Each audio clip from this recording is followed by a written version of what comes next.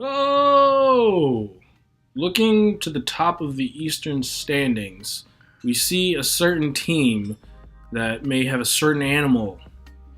Also, an MVP candidate, Giannis Antetokounmpo. That's right. We're talking about the Milwaukee Bucks today. They made two interesting moves that I wanted to, take a little quick look at. First off, they signed Eric Bledsoe a 4-year, $70 million extension.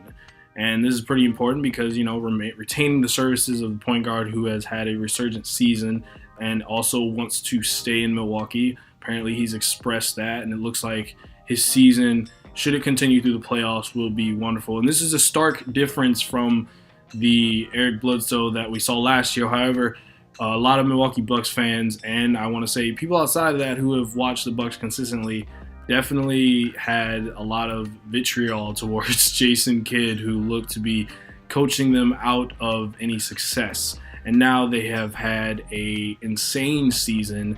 Giannis, again, like I said, has been at the forefront of MVP talks along with James Harden and Paul George.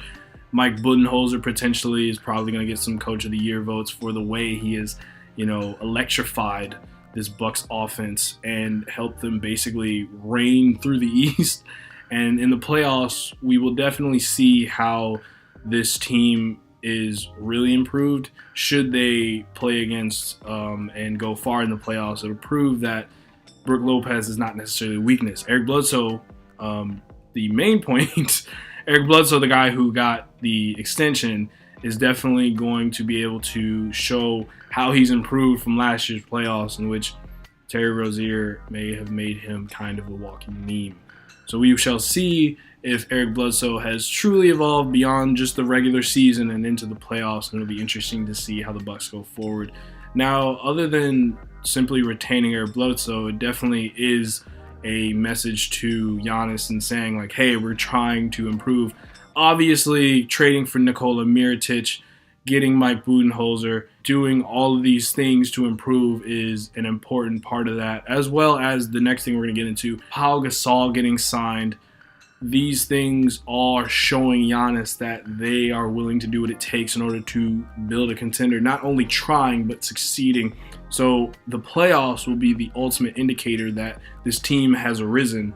Not only is it, had such a wonderful regular season, but the playoffs are really where teams can be made or broken. We'll see if that extension works out for Bledsoe. Now, signing Pau Gasol, which is the second thing they did, is an interesting move only because I am not sure as far as floor spacing goes if he's improved or not. But if he is, I'm wondering how they're going to integrate him, because the way that they play kind of up tempo and high paced, and Giannis dunking on everything that exists. Please, Lord help you if you ever set foot in the paint and he is running towards the basket.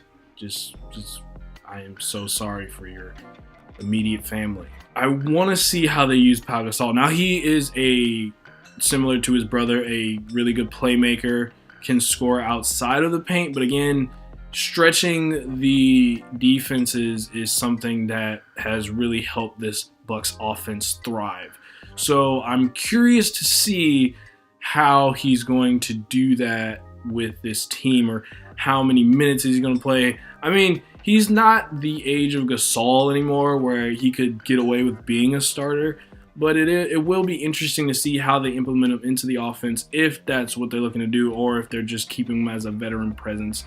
Most likely, I think, though, they're going to stick with what works right now with Nikola Mirotic and having Brook Lopez. But it is nice to have another big man, and having a big man with championship experience on the roster in order to help these guys through the playoffs. So again, it kind of feeds into all their goals. It's all interconnected, which is nice. But yeah, the Bucks seem to be trying to go all out, and it's nice to see the East in a better state, although the Celtics are going through a bit of a, not necessarily a free fall, but a lot of drama and whatnot.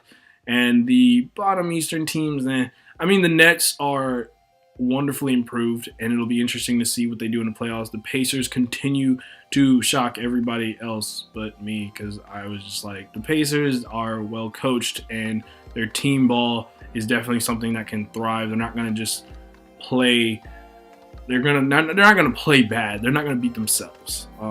Even if they did lose a significant piece in Victor Oladipo, they're gonna keep playing hard, and I really do think that's awesome. So we'll see what happens as far as playoff seeding goes. I don't think this affects the Bucks in like catapulting them anywhere because they're already at the top, and I'm pretty sure they're gonna stay there.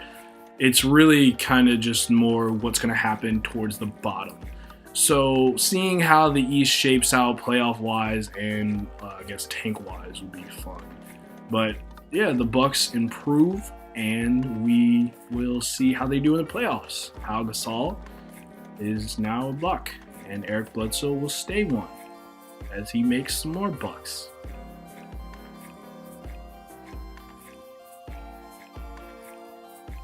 Well, this guy says